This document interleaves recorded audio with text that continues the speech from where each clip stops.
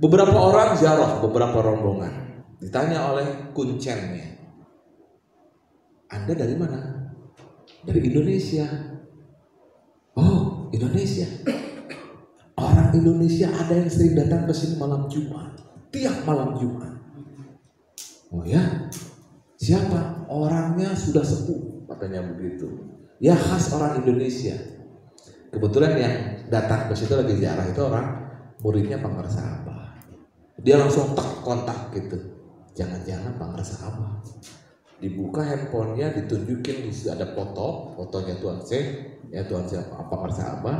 Lalu kemudian ditunjukkan, ini yang sering datang? Ya. Pak Ngersa Abah di Indonesia. Tapi tiap malam Jumat ke Baghdad. Gimana ceritanya? Gimana ceritanya kira-kira tuh? Oh.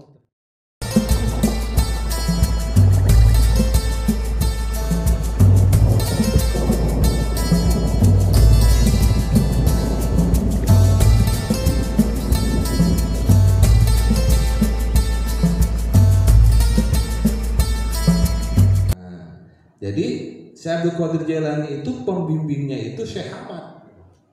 Syekh Ahmad. Tapi sebelumnya juga beliau belajar kepada siapa? Hirqah beliau itu oleh siapa? Khalif Hirqah kesyekhan beliau, kemursidan beliau. Al-Makhzumi itu ya. Tapi beliau awalnya belajar kepada Syekh Ahmad. Syekh Ahmad itu wali besar pada zamannya. Jadi beliau menuntut ilmu kepada beliau Syekh Ahmad, baru kemudian kepada Syekh Al-Makhzumi gitu ya. Nah, jadi didikan daripada Tuan Syekh daripada Syekh Ahmad kepada Tuan Syekh ini sangat keras, Pak. Sangat keras. Dalam prakteknya beliau tidak boleh dulu bertemu dengan Syekh Ahmad sebelum Tuan Syekh Abdul Qadir Jailani itu menuntaskan riadohnya, yakni 25 tahun mengembara di, orang Sunda bilang Tegalan. Tegalan itu apa sih? Padang ya, lapang. Apa sih disebutnya ya? Padang pasir lah kalau zaman di Irak itu dulu ya, padang pasir. Kalau orang Jawa Tegalan itu, saya pikir gini ya, Tegal itu kota Tegal gitu ya. Saya pikir kota Tegal. Saya kemarin pulang ke Jawa, kelas sepupu saya, ponakan saya mesen kambing sama tetangganya di kampung sebelah gitu. Ketika sampai ke rumahnya ditanya, kemana sih bapak? Bapak neng Tegal katanya gitu kan. Bayangan saya jauh amat dari Batam ke Tegal. Ini orang ada di Tegal emang dari tadi gitu. Nggak taunya di mana? Di kebon. Tegal itu kebon gitu ya. Lapangan gitu ya, lapangan. Gitu ya. Kembali ya. Ini kita sampai jam 12 kan ya?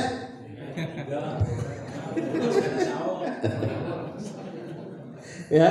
Jadi beliau dibimbing oleh siapa? Oleh Syekh Ahmad gitu ya. Sebelum beliau berjumpa dengan Syekh Ahmad, beliau harus mengembara dulu. Dan dalam pengembaraan itu beliau harus menahan lapar karena nggak ada orang yang ngasih makan gitu kan. Kemudian saking laparnya beliau harus menahan dirinya untuk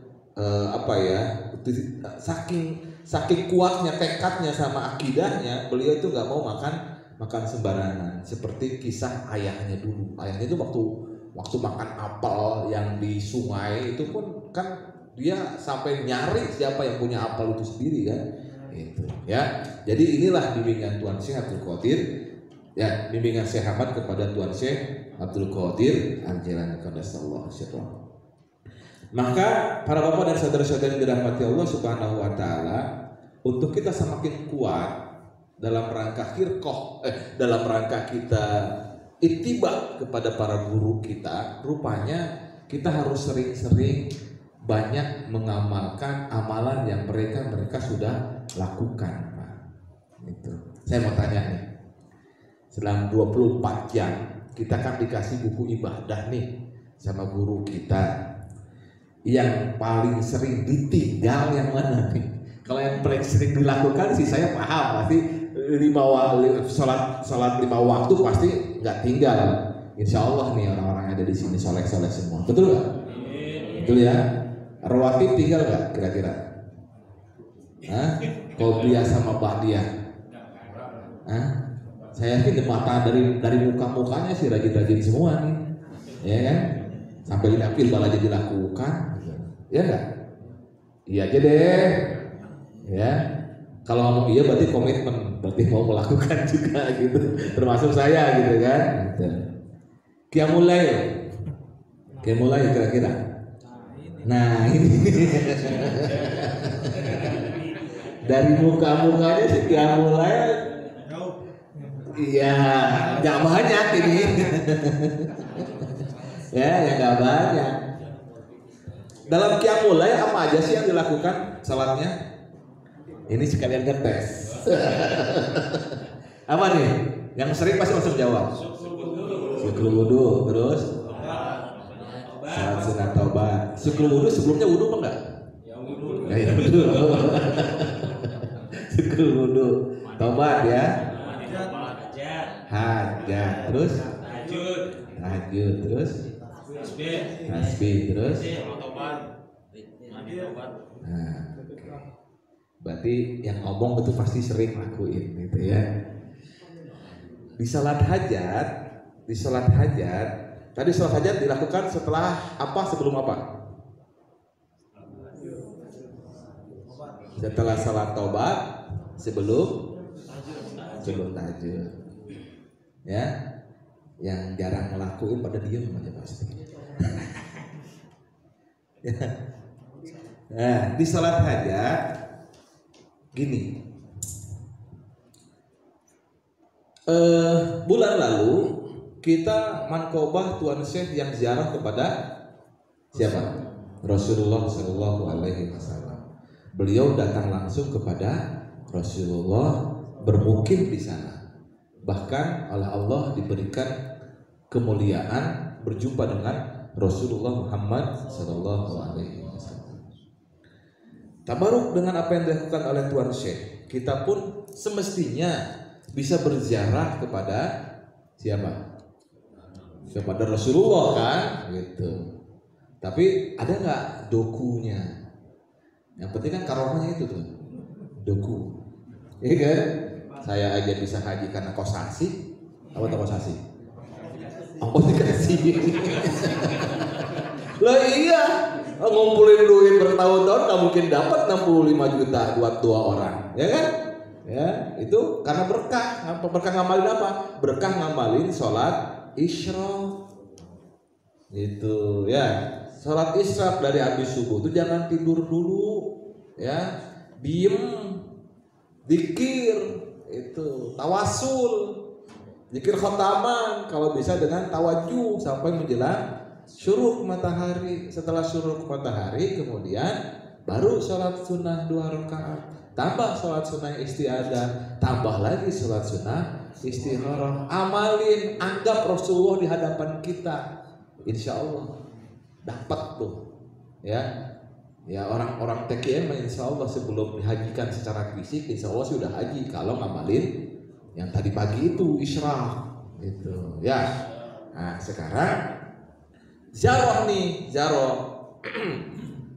ada orang yang umroh, ziarahnya rutenya selain ke Mekah dan Madinah untuk umroh, ada juga ziarah ke Tuan Syekh Abdul Qadir di mana? Di Baghdad. Itu. Beberapa orang ziarah, beberapa rombongan. Ditanya oleh kuncennya, Anda dari mana? Dari Indonesia. Oh, Indonesia. Orang Indonesia ada yang sering datang ke sini malam Jumat, tiap malam Jumat. Oh ya? Siapa? Orangnya sudah sepuh, katanya begitu. Ya khas orang Indonesia. Kebetulan yang datang ke situ lagi ziarah itu orang muridnya Pak Ngersa Abah. Dia langsung kontak gitu. Jangan-jangan Pak Ngersa Abah.